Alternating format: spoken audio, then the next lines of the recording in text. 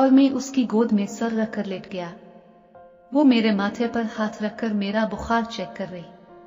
मैंने कहा, पता है मदीहा, आज मैं बहुत ज्यादा खुश हूँ क्योंकि आज उम्मी ने तुम्हें मेरे लिए पसंद कर लिया है और अब हमारी शादी भी जल्दी हो जाएगी। मदीहा ने कहा, हाँ दीमी, बस दुआ करो कि सब वैसा ही हो जैसा हम चाहते हैं, क्योंकि मैं भी अब तुमसे ज्यादा देर तक दूर नहीं रह सकती। और पता है, सारी सारी रात में सिर्फ तुम्हें सोचते हुए करवटें बदलती रहती हूँ, क्योंकि बहुत बार तुम मेरे ख्वाब में आए हो। मैंने कहा, अच्छा तो भला बताओ कि मैं तुम्हारे ख्वाब में आकर क्या करता हूँ।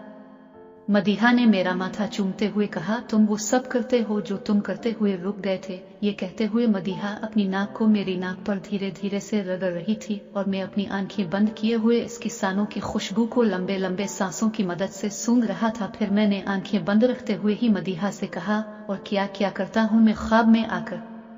मदीहा ने कहा, तुम ऐसे प्यार करते हो जैसे सदियों से तुम प्यार के प्यासे हो। मैंने आंखें खोली और अपना सर उसकी गोद से हटा लिया और थोड़ा साइड पर होकर लेट गया।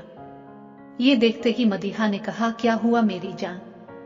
मैंने कहा, मुझे ऐसे तुम्हारी बात सही से समझ नहीं आ रही, इस वजह से तुम्हें पता है मुझे कैसे समझानी है।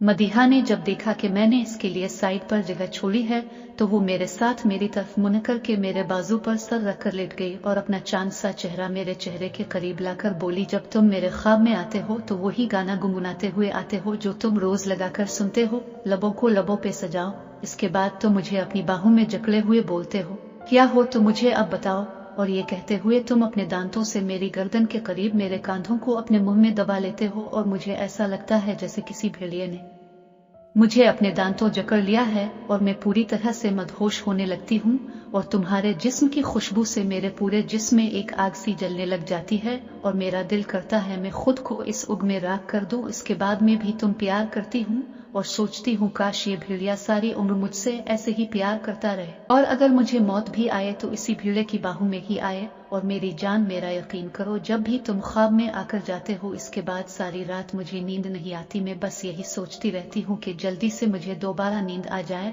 और मेरा भेड़िया मुझे वापस आकर अपने दांतों से और अपने पंजों से मुझे नोच डाले और मेरी जान को सुकून मिल जाए। पर दोबारा नींद ही नहीं आती और तुम मुझे तड़पा कर चले जाते हो। मैं जानती हूँ कि तुम भी मुझसे बहुत प्यार करते हो, लेकिन तुम वापस क्यों नहीं आते। मदीहा की ये बातें मैं आंखें बंद करके इसके ख्वाब में खोए हुए सुन रहा था। इतने में मदीहा ने मेरे गाल पर चूमते हुए कहा, ओए मेरे वुल्फ, सो गए हो क्या। मैंने बना बोले ना में सर हिला दिया, क्योंकि इस वक्त मुझे ऐसा सुकून मिल रहा था कि मैं चाहकर भी अपनी आंखें नहीं खोलना चाहता था, क्योंकि मैं तो अभी भी इसके ख्वाब में रहने की कोशिश कर रहा था। और हम काफी देर तक ऐसे ही लेटे रहे और मदीहा प्यार भरी बातें करती रही। फिर मदीहा ने मेरे सीने पर अपना सर रखकर कहा, ओ मेरे वुल्फ, बताओ ना तुम कहाँ थे अब तक, कहाँ से आ गए हो मेरी जिंदगी में। तुम मुझे पहले क्यों नहीं मिले। मुझे तो ऐसा लगता है जैसे कि मैं तो बनी ही सिर्फ तुम्हारे लिए हूँ, लेकिन तुमसे मिलने के लिए मैंने बहुत देर लगा दी। काश तुम पहले ही मुझे मिल जाते। इस दौरान मैं खामोशी से मदीहा की बातें सुनते हुए इस बालों को अपने हाथों की उंगलियों की मदद से संवार रहा था कि इतने में अचानक हमें एक अजीब सी आवाज सुनाई दी और हम दोनों जल्दी से घबरा कर उठकर खड़े हो गए और मदीहा फौरन मेरे सीने से लिपट गई। मैंने जल्दी से इधर अलिफादेर देखा पर मुझे कोई नजर न आया, लेकिन इस दौरान मदीहा पूरी तरह से कांप रही थी। ये देखते हुए मैंने इससे कहा, ओ मेरी जान, सब ठीक है, देखूं कोई भी नहीं है। मदीहा ने मुझे मजबूत से पकड़े रखा और डर से कांपती हुई बोली, वो क्या था, ये आवाज कैसी थी। मैंने कहा, अरे डरो नहीं, कोई चिमगादड़ वगैरह होगा या कोई बलि वगैरह के रोने की आवाज थी। अभी मैं मदीहा को दिलासा दे ही रहा था कि अचानक मेरे जिस्म के रूंगटे खड़े हो गए, जैसे कि मेरे पास कोई और भी आकर खड़ा हो गया है। मैंने आहिस्ता आहिस्ता से अपनी कांपती हुई गर्दन अपने पीछे की तरफ की तो मुझे ऐसा लगा कि बिल्कुल मेरे पीछे हल्का सा दाएं तरफ कोई खड़ा हुआ है। मैं भी कांपने लगा और मेरी हिम्मत ही नहीं हो रही थी कि मैं उसकी तरफ पूरी तरह से देख सकूं। और अब तो मैं मदीहा से बात करने से भी कासिर था, क्योंकि मेरे दाएं कान पर किसी के सांस की हुआ टकरा रही थी। ऐसा लग रहा था कोई पीछे से मेरे कान के पास आकर सांस ले रहा है। मैं चुपचाप ही खड़ा रहा। इतने में इस चीज के सांस लेने की बिल्कुल साफ आवाज सुनाई देने लगी। अब तो मुझे लग रहा था कि ये जो भी है हमें नहीं छोड़ने वाला, पर इस दौरान मुझे मदीहा की ज्यादा फिक्र हो रही थी। अभी मैं ये सोच ही रहा था कि अचानक मेरी नजर मदीहा की छत की तरफ पड़ी तो मैंने देखा कि कोई काली सी चीज हमारी दीवार की तरफ आती हुई दिखाई दी और वो आते ही हमारी दीवार पर इस तरह बैठ गई कि इसका एक पांव हमारी छत पर और दूसरा पांव मदीहा की छत पर ही था और वो अपने इस उल्टे से पांव को हिलाती हुई अजीब तरीके से हंस रही थी। मैं ये सोच रहा था कि आखिर ये क्या चीजें हैं। ये सोचते हुए जब मैंने पीछे से आने वाली आवाज पर गौर किया तो मेरे पीछे से आने सांस की आवाज थम गई थी, लेकिन यह चीज जो सामने दीवार पर बैठी थी वो आंखें फाड़े और अपने पांव को झुलाते हुए हमारी तरफ देख रही थी। मदीहा तो अपनी आंखें बंद किए हुए मुझसे लिपटी हुई थी, पर मुझे इस चीज को देखकर वहशत सी हो रही थी। इसकी आंखें में आज भी सोचता हूँ तो कभी कभी डर जाता हूँ। वो खुद तो एक सियाह परछाई की तरह थी, पर उसकी आंखें पूरी सफेद रंग की थी। मैंने उसकी आंखों में देखा तो मुझे ऐसा लगा कि जैसे इसने मेरा दिल ही निकाल लेना है, क्योंकि वो आंखें झपक ही नहीं रही, बस अजीब अजीब सी आवाज में सिर्फ सांस ले रही थी। मैं अकेला होता तो शायद इसको देखकर ही भाग जाता, पर मेरे साथ मदीहा थी और मैं उसे छोड़कर नहीं जाने वाला था। मैंने जब मदीहा की हालत देखी तो वो ऐसे कांप रही थी कि जैसे उसकी जान निकल रही है। तब मुझे एहसास हुआ कि अब चाहिए जो भी हो मैं मदीहा को कुछ नहीं होने दूंगा। और मुझे अपने बाबा की बात याद आ गई कि अगर कोई हवाई चीज तंग करे तो सिर्फ अल्लाह का कलाम ही इस चीज को फना कर सकता है। मैंने फौरन से मुंह में ही अल कुर्सी पढ़नी शुरू की और मदीहा से कहा, चुल्लू मेरे साथ। मदीहा डरी हुई आवाज में बोली, वो चीज कहाँ है? मैंने कहा, कोई चीज नहीं है मेरी जान। मदीहा ने कहा, नहीं मैंने नहीं जाना, वो यही कहीं आसपास है। मुझे तुम्हारे पास ही रहना है। मैं तुम्हारी बाहों में खुद को महफूज समझ रही हूँ। मुझे नहीं जाना कहीं भी, यहाँ कोई है। मैंने कहा, अरे कोई भी नहीं है, और देखो मैं भी तो तुम्हारे साथ चल रहा हूँ तुम्हारी सीढ़ियों तक। मदीहा नहीं मानी। फिर मैंने कहा, अच्छा ऐसा करो, तुम ऐसे ही गले लगे हुए ही चलती रहो। ये कहते हुए मैं फिर से अल कुर्सी पढ़ते हुए मदीहा को साथ लेकर उसकी छत की तरफ बढ़ने लगा और इस हवाई चीज ने दीवार पर बैठे हुए ही हमारी तरफ नजरें जमाए रखी। और जैसे जैसे मैं मदीहा को लेकर आगे बढ़ रहा था वो हवाई चीज वैसे ही साथ साथ अपनी गर्दन इसी तरफ ही घुमाते हुए देख रही थी। इतने में अजान की आवाज आई और वो चीज अचानक कहीं गायब हो गए। मैंने मदीहा से कहा, चलो अब जल्दी से नीचे चली जाओ। मदीहा मुझे छोड़ ही नहीं रही थी। मैंने कहा, देखो अजान की आवाज सुनो, और अजान के वक्त ऐसी वैसी चीजें किसी पर हमला नहीं करती, और वैसे भी कोई चीज होती तो नजर आती ना। तुम तो ऐसे ही डर गई हो बस।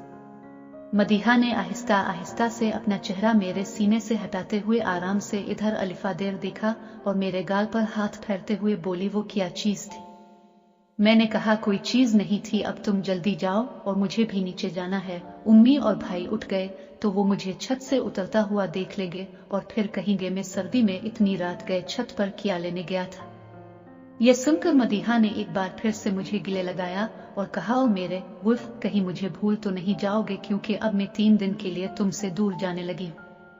मैंने कहा, मैं खुद को तो भूल सकता हूँ पर तुम्हें कभी नहीं भूल सकता, लेकिन हो सकता है कि तुम शादी में जाकर मुझे भूल जाओगी। हाँ तुम तो मदीहा ने मेरे होंठों चूम कर कहा, तुम तो मेरे वुल्फ हो। तुम्हें भूल जाने के लिए मुझे इस दुनिया से जाना होगा, क्योंकि जब तक मैं जिंदा हूँ तब तक मैं तुम्हें भूल नहीं सकती। और वैसे भी तुम हर रात मेरे ख्वाब में आ जाते हो और मुझे बेचैन करके चले जाते हो। फिर मैं सुबह तक तुम्हें याद करती रहती हूँ और सुबह फिर से तुम मेरी आंखों के सामने होते हो, तो भूल जाने का तो वक्त ही नहीं होता मेरे पास। मेरी जान, जो लड़की सोते हुए गहरी नींद में भी तुमसे मिल रही होती है, वो जागती हुई भला कैसे अपने वुल्फ को भूल सकती है? मैंने कहा, अच्छा ठीक है, अब तुम जाओ। ये ना हो कि कोई तुम्हारे घर से कोई अलिफाटे जाए और तुम्हारे लिए कोई मुसीबत खड़ी हो जाए। मदीहा ने कहा, अच्छा जा रही हूँ, अपना ख्याल रखना। ये कहते हुए इसने मेरे गाल पर चूमा और नीचे चले गए। फिर मैं भी जल्दी से नीचे चला गया और नीचे जाते ही वुजू करके नमाज पढ़ी और जाकर सो गया। अगले दिन जब मैं सुबह जागा तो मदीहा का मैसेज आया हुआ था कि हम लोग यहाँ से निकल चुके हैं और तुम मुझे याद करके ज्यादा परेशान मत होना, मैं तुमसे बात करती रहूंगी और मैं हर पल अपने वुल्फ के साथ ही हूँ। मैंने मैसेज में कहा, ठीक है, जैसे ही वहां पहुंचो तो मुझसे बात कर लेना और अपना ख्याल रखना, मैं भी हर पल मैं तुम्हारे साथ हूँ मेरी मैडी। ये मैसेज करने के बाद मैं कॉलेज चला गया। वहाँ हमारे एक मैथ के टीचर थे, सर जाहिद। वो अक्सर लोगों के हाथ वगैरह देखा करते थे क्योंकि वो केमिस्ट्री में भी महारत रखते थे, लेकिन मैं उन पर ज्यादा यकीन नहीं रखता था क्योंकि मुझे यही लगता था कि ये सब ऐसे ही फजूल के अंदाजे हैं, ऐसा वैसा कुछ नहीं होता। इस दिन सर जाहिद क्लास के बाद कॉलेज की कैंटीन में बैठे हुए थे और काफी सारे लड़के उनको अपना हाथ दिखा रहे थे। मैंने सोचा चुल्लू आज सर की इस काबिलियत को भी आजमा कर देख लेते हैं, आज पता चल ही जाएगा कि सर सही अंदाज लगाते हैं या ये सब ड्रामेबाजी है। ये सोचते हुए मैंने भी सर को अपना हाथ दिखाया तो सर ने मेरा हाथ देखने के बाद कहा, जाओ सब ठीक है। मैंने कहा, सर मुझे बताएं कि मेरे हाथ में मोहब्बत की लकीर क्या कहती है। सर ने मेरी तरफ देखा और मुस्कुराते हुए बोले, कुछ चीजों के जवाब ना ही दिए जाएं तो ही बेहतर होता है। मैंने फिर से पूछा, सर बताएं ना। सर ने मेरे कंधे पर थपकी देते हुए कहा, बेटा मैं पक्का तो नहीं कह सकता, पर तुम्हारे हाथ में जो मोहब्बत की लकीर है वो मुझे यही बता रही है कि तुम्हें खुद को एक बहुत बड़े धोखे के लिए तैयार रखना होगा। सर की ये बात सुनकर मैं सोच में पड़ गया कि कहीं मदीहा मुझे धोखा तो नहीं देने वाली, क्योंकि मैं तो सिर्फ मदीहा से ही मोहब्बत करता हूँ। नहीं, वो ऐसा कभी नहीं कर सकती, क्योंकि वो तो मुझसे ज्यादा प्यार करती है। फिर वो ऐसा क्यों करेगी? जरूर सर से कोई गलती हो गई है। मैंने सर से कहा, एक बार फिर से मेरा हाथ देखिए। सर ने कहा, बेटा जो देखना था वो देख लिया, अब 100 बार दिखा लो तो वैसा ही रहेगा। मैं बहुत अफसरदा सा हो गया और मुंह लटकाए उधर से क्लास में चला गया। और जब मैं कॉलेज से वापस आया तो मैं सारा दिन सर जाहिद की कही हुई बात के बारे में सोचने लगा। और फिर मैंने मोबाइल देखा तो मदीहा के कुछ मैसेजेस आए हुए थे, जिनमें वो मेरा हाल चाल पूछ रही और क्या कर रहे हो, खाना खाया कि नहीं, वगैरह वगैरह किस तरह के मैसेजेस थे। मैंने मदीहा के मैसेजेस का कोई जवाब नहीं दिया। मैं बस यही सोच रहा था कि अगर सर की बात सच हुई तो मैं तो मर ही जाऊंगा मदीहा के धोखे के बाद। फिर मैंने सोचा, नहीं, मुझे तो उन बातों पर यकीन नहीं है। फिर मैं ऐसे क्यों सोच रहा हूँ? मैं सिर्फ सर जाहिद के अंदाजे की वजह से अपनी मेडी के बारे में पता नहीं क्या सोच रहा हूँ। मुझे ऐसा नहीं करना चाहिए। मैंने फौरन मदीहा को मैसेज करके इसका हाल पूछा और उसके बाकी मैसेजेस का जवाब दिया। मदीहा ने कहा कि हम बस कुछ ही देर में पहुंचने वाले हैं, लेकिन मुझे तो अभी से ही तुम्हारी याद सताने लगी है मेरे प्यारे वुल्फ। दिल कर रहा है कि मैं जल्दी से वापस जाए तुम्हारे पास। मैंने मैसेज में कहा, मेडी मैं भी यही सोच रहा हूँ कि बस मैं सो जाऊं और जैसे ही मेरी आंख खुले तुम मेरी आंखों के सामने आ जाओ। मदीहा ने कहा, मैं जरूर आऊंगी, बस इतना जान लो कि ये जिस्म तुमसे दूर हुआ है पर मेरी रूह तो तुम्हारे ही पास है, क्योंकि वो तो हमेशा से तुम्हारे साथ ही रहती है। मैं चाहकर भी इसे अपने साथ नहीं ला सकती थी। मैंने कहा, अच्छा अब तुम वहां पहुंचकर मुझे मैसेज करना, वरना मेरी आंखें नम हो जाएंगी तुम्हारी बातों से। क्यों? मुझे अब 3 दिन तक तुम्हारे बगैर रहना है, इसलिए मुझे अभी से आदत डालनी होगी। मदीहा ने कहा, अच्छा ठीक है, लेकिन मैं तुम्हें मैसेज करती रहूंगी, क्योंकि तुम चाहे मेरे बगैर रह सकते हो पर मैं तुमसे बात किए बगैर नहीं रह सकती। लेकिन तुम्हारे लिए थोड़ा कंट्रोल करूंगी ताकि तुम्हें मेरे बना रहने में कोई तकलीफ ना हो। मैंने कहा, आज मैं पूरी कोशिश करूंगा कि तुम्हारे बगैर भी सही रहकर देखूं, अगर ना रहा गया तो मैं तुम्हें कॉल कर लूंगा। मदीहा ने कहा, ये हुई ना बात। अच्छा अब तुम जाओ और अपने दोस्तों के साथ मिलो जुलो ताकि तुम्हारा ध्यान मेरी तरफ से हट सके, वरना मुझे भी पता है तुम मुझे यहाँ नहीं रहने दोगे, क्योंकि जब तुम जिद करते हो तो मुझे हर हद क्रॉस करके तुम्हारी जिद को पूरा करना होता है। इसके बिना मुझे चैन नहीं मिलता, क्योंकि मैं तुम्हें उदास कभी नहीं देख सकती।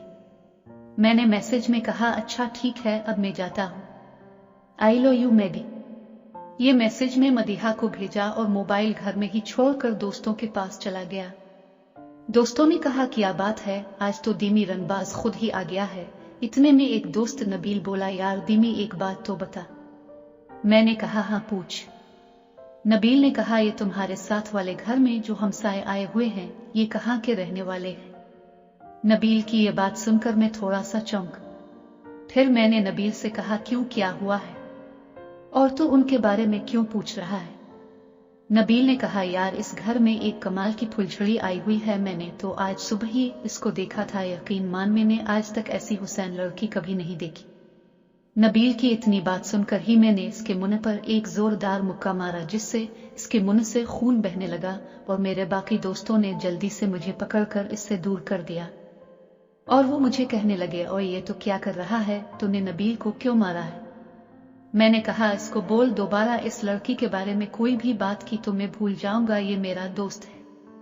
मेरे दूसरे दोस्त शहबाज ने कहा, दीमी भूल तो अब भी गया है कि ये तेरा जिगरी दोस्त है और तूने एक लड़की के लिए अपने जिगरी दोस्त का मुंह फाड़ कर रख दिया है। इस दौरान नबील मेरी तरफ बढ़ता रहा मुझ पर हाथ उठाने के लिए, पर शहबाज और अतहर ने हम दोनों को एक दूसरे से दूर रखा। मैंने कहा हाँ, और अगर इस लड़की के बारे में कोई भी कुछ बोलेगा तो मैं इसके साथ भी यही करूंगा। इतने में नबील ने अपना मुंह अपनी आस्तीन से साफ करते हुए कहा, अच्छा तो अब तो हमें एक लड़की के लिए मारेगा साले, आज तक तो ने कितनी लड़कियां फंसाई हैं और तो खुद हमें उनके बारे में बताया करता था, हमें उनकी बातें सुनवाया करता था और हमारे साथ मिलकर उनका मजाक बनाया करता था, तब तो तुझे कभी इतना बुरा नहीं लगा। तो आज तूने इस लड़की के लिए मेरे साथ ऐसा क्यों किया, बता साले, क्या है इस लड़की में जो तूने इसके लिए अपनी पुरानी दोस्ती का भी लिहाज नहीं किया? बोल रनबाज, क्या लगती है वो तेरी? मैंने कहा, वो मेरी होने वाली बीवी है जिसके बारे में तू बकवास कर रहा था। मेरी ये बात सुनकर पहले तो एकदम से सारे हैरान होकर खामोश हो गए, फिर अचानक से एक दूसरे की तरफ देखते हुए जोर जोर से हंसने लगे और नबील ने भी हंसते हुए कहा, अच्छा तो अब ये क्या तमाशा है बे, अब दीमी रनबाज साहिब शादी करेंगे? शहबाज भी बोला, दीमी रनबाज और शादी? अरे ये सुनने से पहले मैं मर क्यों नहीं गया? शहबाज की इस बात पर सब एक दूसरे की तरफ देखकर हंसने लगे। अतहर ने कहा, देख दीमी, अगर तो तेरी इस लड़की के साथ सेटिंग है फिर तो ये गलत बात है कि तूने एक मशूका के लिए अपने भाई जैसे दोस्त का खून निकाल दिया है, क्योंकि सेटिंग तो पहले भी तेरी होती रही है लड़कियों के साथ, पर तूने पहले कभी ऐसा नहीं किया, लेकिन ये तेरी शादी वाला तमाशा हमें समझ नहीं आ रहा, क्योंकि तो हर लड़की से शादी की बातें करता है लेकिन बाद में तरह तरह बहाने बनाकर उसे सफाई से धोखा दे देता है, और इस बार भी तो ऐसा ही कुछ कर रहा है, लेकिन हमें इतना संजीदा होकर बताने की क्या जरूरत है? वो कौन सा तुझे देख रही है? अब चल नबील से सॉरी कर और बता हमें ये क्या डरमा हो रहा है। मैंने कहा, यार मैं तुम लोगों से सच कह रहा हूँ, मेरी इससे शादी होने वाली है। शहबाज ने मेरे कंधे पर हाथ रखते हुए कहा, देख भाई रनबाज, हम तुझे तब से जानते हैं जब से तो रनबाजी के रे को भी नहीं जानता था, इस वजह से तुझे हमें रनबाजी दिखाने की जरूरत नहीं है, और अब तो आराम से नबील को गिले लगाकर उसको सॉरी बोल दे और ये शादी का ड्रामा किसी और को जाकर दिखाना। इतने में भाई आसिम वहां से गुजर रहे थे, उन्होंने हम सबको देखा तो हमारे पास इकर खड़े हो गए, हम सब ने उनको सलाम किया। इतने में आसिम भाई ने नबील के कपड़ों लगा हुआ खून देखा और वो फौरन बोले, नबील ये क्या हुआ और ये तुम्हारा होंठ क्यों सूजा हुआ है, किसी से लड़ाई झगड़ा किया है? नबील ने पहले मेरी तरफ देखा फिर आसिम भाई की तरफ देखते हुए बोला, नहीं आसिम भाई, हम क्रिकेट खेल रहे थे कि अचानक बाल मेरे मुंह पर लगी और मेरा होंठ फट गया था। आसिम भाई ने कहा, अरे खुदा के बंदे, तो जाकर दवाई वगैरह लगा लो वरना और स्वेलिंग हो जाएगी।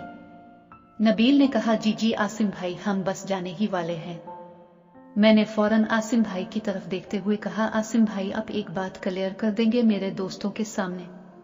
आसिम भाई ने हैरत से पूछा, कौन सी बात?